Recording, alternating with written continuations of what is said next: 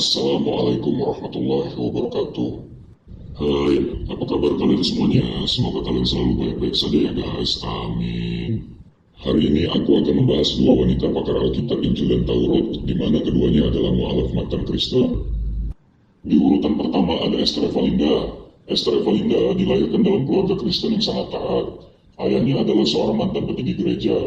Ayahnya Esther Evalinda memutuskan keluar dari agama Kristen dan memutuskan masuk Islam. Ia mengajak anak-anak dan keluarganya ikut masuk Islam. Berikut penjelasan dari Esther Evalinda mengapa ia keluar dari Kristen dan memeluk Islam. Assalamualaikum warahmatullahi wabarakatuh. Kembali lagi di channel YouTube aku, Esther Evalinda Sinaga. Langsung aja ke videonya. Di suatu waktu, ibu dan ayah saya sedang duduk di halaman ataupun di teras rumah saya. Seketika ada ambulan lewat, lalu ayah bertanya kepada ibu, bagaimana jika ada salah satu di antara kita yang seperti itu? Bagaimana orang menguburkannya? Dengan agama apa kita dikuburkan? Dan lain sebagainya. Tapi ibuku langsung marah, lalu meninggalkan ayah dengan perbincangannya itu.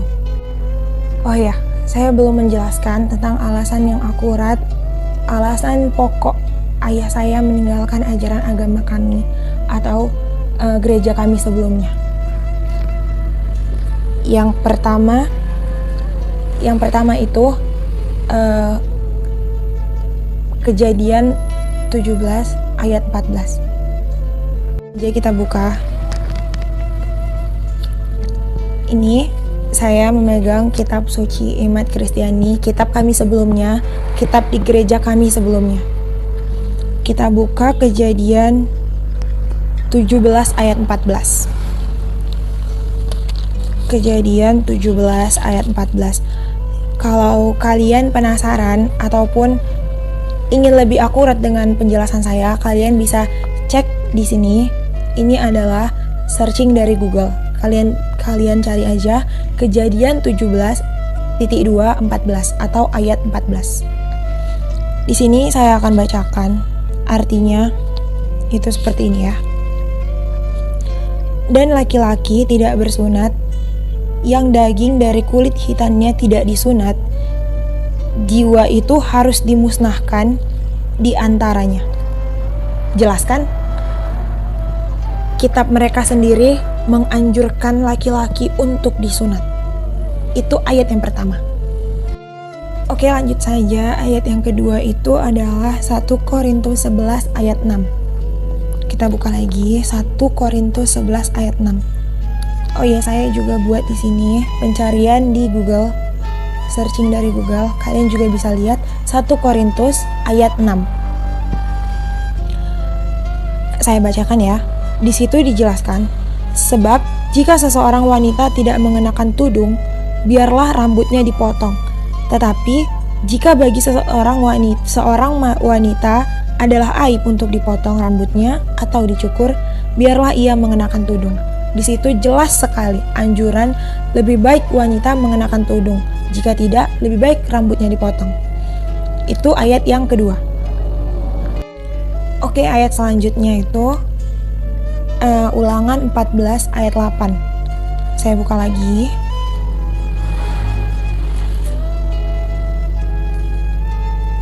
Ulangan 14 ayat 8. Seperti biasa, kalian bisa lihat di sini.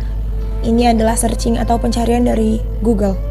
Kalian cari aja Ulangan 14 ayat 8. Seperti yang tadi saya bilang ya.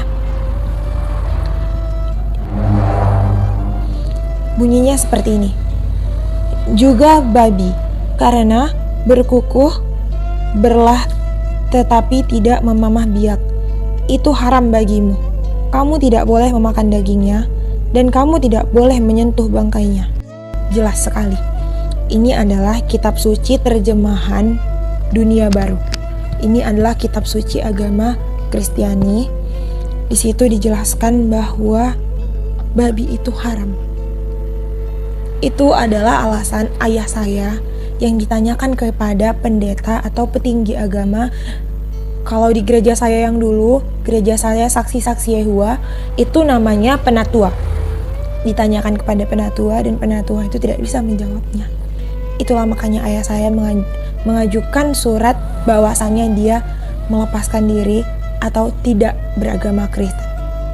Terima kasih untuk yang sudah support channel saya. Semoga bermanfaat bagi kalian dan thank you for watching. See you next video. Bye. Di urutan kedua ada Natalia Iriani. Natalia Iriani dilahirkan dalam keluarga Kristen. Ayahnya adalah seorang S1 teologi Kristen.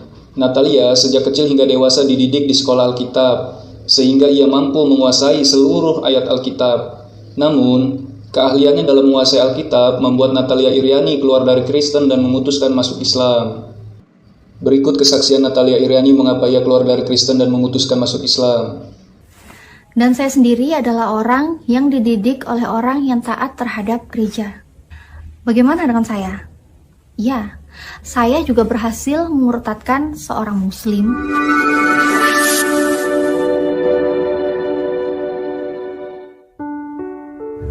Assalamualaikum warahmatullahi wabarakatuh.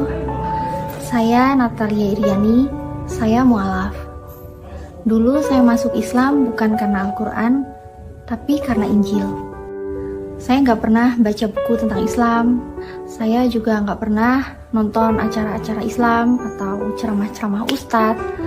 Apalagi tentang perbandingan agama itu saya nggak pernah belajar itu.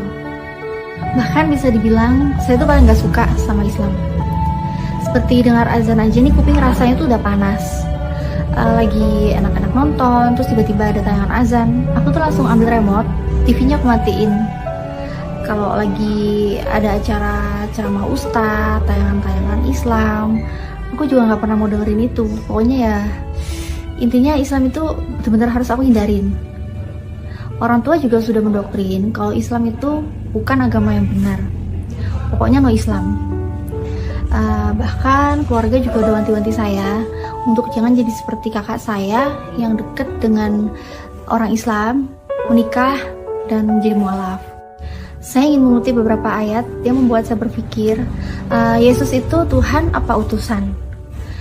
Ini yang pertama saya lihat di Markus pasal 12 ayat 29. Jadi gini ya, hukum yang terutama ialah, dengarlah hai orang Israel, Tuhan Allah kita, Tuhan itu Esa. Di sini Yesus berkata Tuhan Allah kita. Artinya Allah Tuhan kita. Kita ya termasuk yang mengucapkan yaitu Yesus. Dan Tuhan itu Esa. Markus 12 ayat 29 juga dikuatkan tentang keesahan Tuhan di Ulangan 4 ayat 35 yang berbunyi, engkau diberi melihatnya untuk mengetahui bahwa Tuhanlah Allah, tidak ada yang lain kecuali Dia. Jadi nggak ada yang lain kecuali Allah. Udah simple, jangan dipersulit. Bila Alkitab bilang Tuhan itu Esa, berarti Tuhan itu Esa. Percaya itu, karena itu firman. Bila Alkitab bilang tiada Tuhan kecuali Dia, berarti memang tiada Tuhan kecuali Dia. Percaya itu, simpel aja. Kita nggak perlu jadi ahli teologi, enggak. Ini kitab bisa untuk semua orang. Semua orang bisa pahami. Mungkin teman-teman itu ada yang berkata, ya Natalia nggak ikut katekisasi ya. Natalia nggak lulus katekisasi, makanya nggak ngerti tentang Trinitas. Ya untuk hal itu mungkin background saya bisa menjawab dan menjelaskan. Nggak harus saya bilang iya atau enggak. Papa saya seorang S1 teologi, dan dia berhasil memurtadkan mama saya. Dan saya sendiri adalah orang yang dididik oleh orang yang taat terhadap gereja. Saya katakan terhadap gereja, bukan terhadap Alkitab ya. Bagaimana dengan saya? Ya, saya juga berhasil memurtadkan seorang muslim. Tapi alhamdulillah sekarang dia sudah balik lagi ke Islam. Jadi katekisasi yang dibilang saya nggak ikut lah, saya nggak lulus. Ya saya ikut, saya lulus. Dan Alkitab basicnya itu adalah kitab untuk semua orang. Artinya bukan hanya orang teologi aja yang bisa memahami. Nah, jadi simpel. Bila Alkitab bilang Tuhan itu Esa, berarti Esa. Bila Alkitab bilang tiada Tuhan yang lain, berarti tiada Tuhan yang lain. Itulah teman-teman, dua wanita pakar Alkitab Injil dan Taurat. Jangan lupa like, comment, dan subscribe ya teman-teman. Terima kasih. Wassalamualaikum warahmatullahi wabarakatuh.